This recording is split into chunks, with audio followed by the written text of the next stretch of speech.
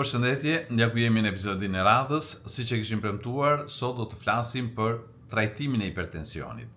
Për trajtimin e hipertensionit, në profesionistët mbështetemi kryesisht në shoqatat shkencore MNZ, siç janë ato të SH, SC, AH ose ACC, që do të thotë Shoqata Europiane e Hipertensionit, Shoqata Europiane e Kardiologjisë, Shoqata American Heart Association ose American College Cardiology, pra Shoqata e Kardiologëve të Amerikës. Kush është hapi i parë sipas tyre? Hapi i parë sipas tyre është ndryshimi i stilit të jetës. Nëse kemi zbuluar, që kemi shifra mbi 140 me 90, hapi i parë është ndryshimi i stilit të jetës. Do të thotë reduktim i kripës, jo më shumë se 5-6 gram në ditë. Ushqyerje e shëndetshme sipas dietës DASH, që do të thotë dieta mediterrane me shumë fruta, perime, fibra, më pak yndyrna të ngopura. Ulja e peshës trupore ose BMI, Body Mass Index, më pak se 25, aktiviteti fizik duhet të jetë të paktën 4-5 herë në javë, jo më pak se 30 minuta, të cilës mund të shtojmë dhe një 5 minutësh aktivitet aerobik, reduktimi i alkoolit, reduktimi i duhanit, ndërprerja e duhanit dhe kontrolli i stresit. Këto janë faktorët e menjëhershëm që duhet bëjmë. Le të hedhim një sy karakteristikave kryesore të dietës DASH, pra të dietës mediterrane. Ajo duhet të jetë pasur me fruta dhe perime të freskëta, drithëra integrale, oriz, makarona integrale edhe bukë integrale, produkte bulmeti me pak yndyrn, peshk, mishpule, palkur, bishtajore, fasule, thjerza, arra dhe fara. Duhet të jetë varfër në krip, në NaCl, jo më shumë se si thash 5-6 gram. Yndyrna të ngopura duhet të ketë pak, gjalp dhe mish i përpunuar, sallame. Ushqimet e konservuara kryesisht janë të përpunuara dhe të konservuara në krip, kështu që duhet të evitohen, dhe ato që janë me sheqera të shtuara. Kush janë përfitimet kryesore? Ul presionin e gjakut brenda 2-4 javësh. Ul LDL-n ose kolesterolin e keq dhe rrit HDL-n, kolesterolin e mirë. Ul rrezikun për infarkt të miokardit, ndihmon në kontrollin e peshës dhe të diabetit. Një shembull thjesht. Mëngjes mund të ham një bollgur me fruta të freskëta, me qumësht me pak yndyrë ose pa yndyrë. Dreka mund të jetë një supë me thjerza dhe një mishpule, një fileto pule të pjekur.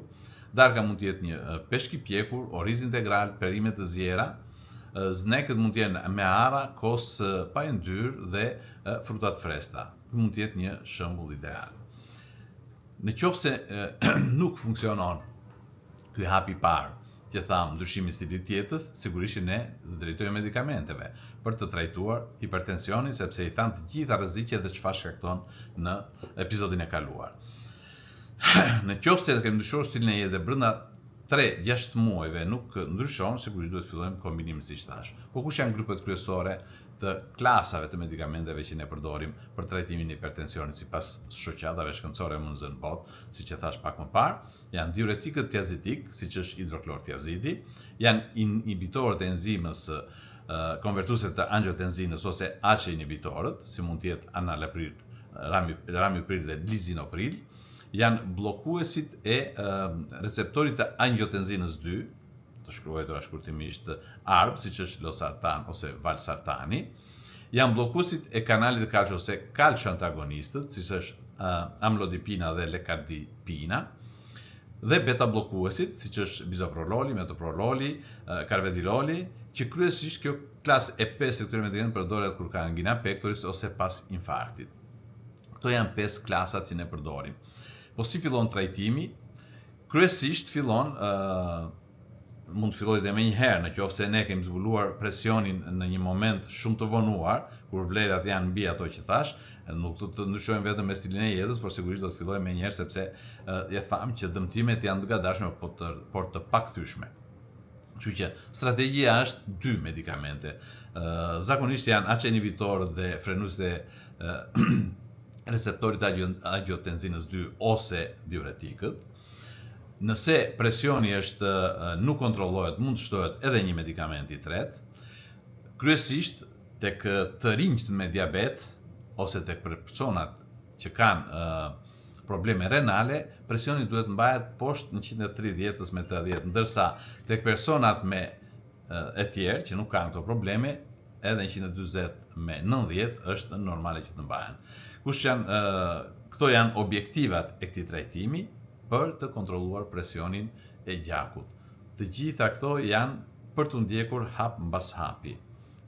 Shifemi në episodin e radhës.